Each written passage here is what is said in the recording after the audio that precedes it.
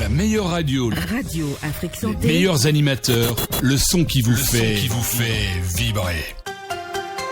Le journal Erwan Oliyide.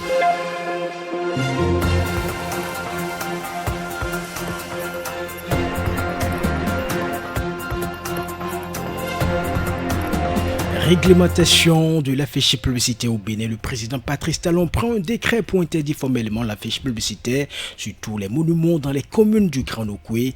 La décision a été prise hier en Conseil des ministres. La 7e édition du Week-end mondial du bien-être débute demain vendredi. Au Bénin, plusieurs activités sont prévues dans le cadre de cet événement. Dans ce journal, Marina Danon, ambassadrice Bénin du Week-end mondial du bien-être, nous donne des détails sur les activités de cet événement. Et puis l'utilisation sans réserve des remèdes thérapeutiques publiés sur les réseaux sociaux semble ne pas inquiéter l'opinion publique. Le tradithérapeute Ghislain Alimani-Lokpo désapprouve cette habitude. Restez à l'écoute pour de plus amples explications. Bonjour à tous et bienvenue dans ce journal Santé. Le président Patrice Talon prend un décret pour interdire formellement l'affiche publicitaire sur tous les monuments.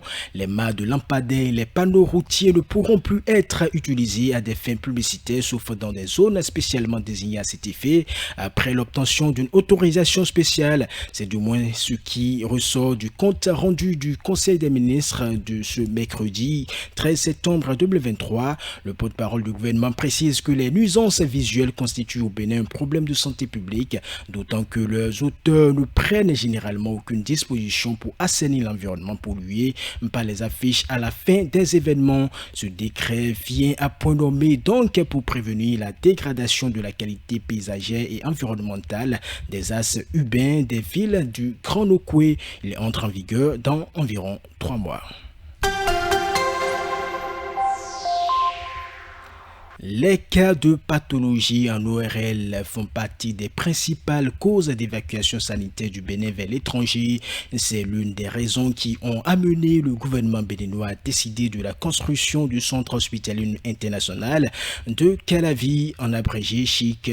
Dans la perspective du fonctionnement efficient de ce centre de référence, il s'avère indispensable de disposer de ressources humaines ayant les capacités et les compétences requises pour une offre de soins de qualité en ORL. Le gouvernement a aussi constaté l'absence d'enseignants titulaires de cardiologie conventionnelle. Il urge donc de former des enseignants dans cette discipline pour encadrer les étudiants en spécialisation à l'unité de formation et de recherche en cardiologie du Centre national hospitalier universitaire Hubert Koutoukou-Maga de Cotonou. Pour ce faire, l'université catholique de Louvian et le centre hospitalier universitaire de Namur ont été identifiés. Le Conseil des ministres du 13 septembre 2023 a autorisé la formalisation de partenariats à ces fins. Il sera organisé du 15 au 17 septembre prochain la 7e édition du Week-end mondial du bien-être.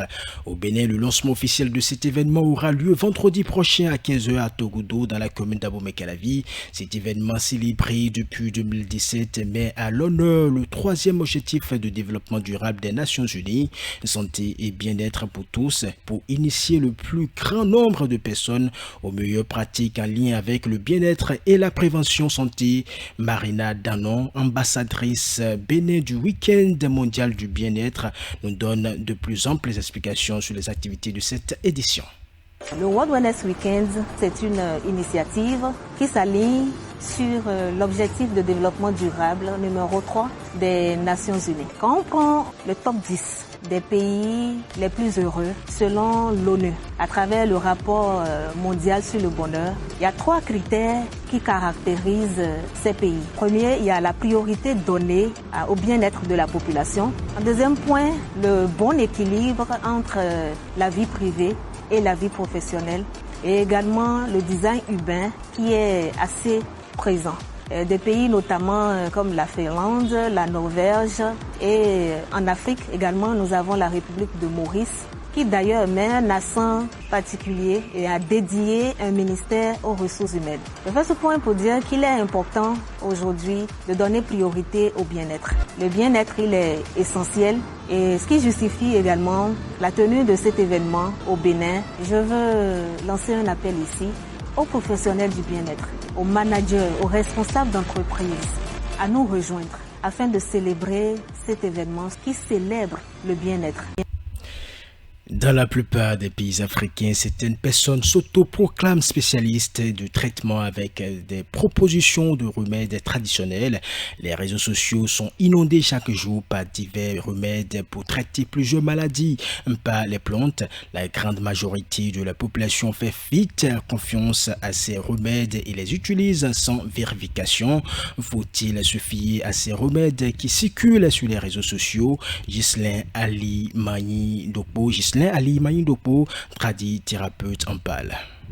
C'est vrai, de nos jours, il y a assez de thérapeutes et beaucoup de chercheurs qui vont à la télé, sur les médias et envoient des messages sur les réseaux sociaux, soit disant qu'ils sont des thérapeutes. C'est vrai. Ces produits de nos jours, il y a des produits efficaces et d'autres ne sont pas efficaces. Nous remarquons qu'il y a assez de dialysés au CNHU. Les gens mélangent des produits, les feuilles, ils compliquent les choses. Tous ne sont pas efficaces. Les reins étant des pièces centrales de l'homme qui, un peu défaillantes, conduit à la mort. Donc les gens voient les choses n'importe comment.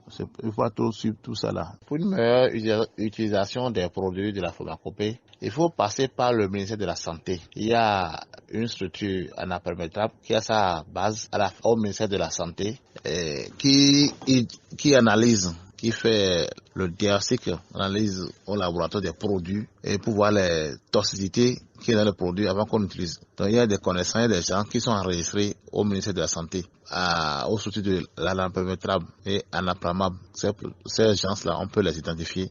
Et si ce dernier a ce diplôme, ce dernier est enregistré au ministère, est reconnu par le ministère de la Santé. Plusieurs sont les risques que courent les personnes qui utilisent à foison ces remèdes sans dosage.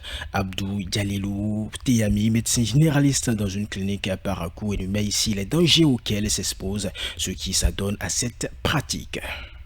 La plupart de ces produits ont des conséquences négatives sur notre état de santé, sur l'état de santé de ceux qui utilisent. Soit ça nous crée des maladies, soit ça aggrave notre état de santé. Même si le produit, ce pourquoi le produit est vendu sur le marché, on remarque les résultats positifs entre griffes, positifs sur notre organisme. Je peux vous garantir que les conséquences, c'est-à-dire les effets secondaires, les effets indésirables sont tout à fait nombreux. La raison pour laquelle il faut vraiment éviter de prendre ces produits. L'autre conséquence, c'est que vu qu'il n'y a pas un suivi du médicament, on ne peut pas déjà contrer, on ne peut pas mettre en place une prise en charge, prévoir une prise en charge adéquate des conséquences que peuvent avoir ces médicaments, ces produits sur l'organisme de l'utilisateur, ce qui peut aggraver aussi son état de santé. Ça peut aller même jusqu'au décès.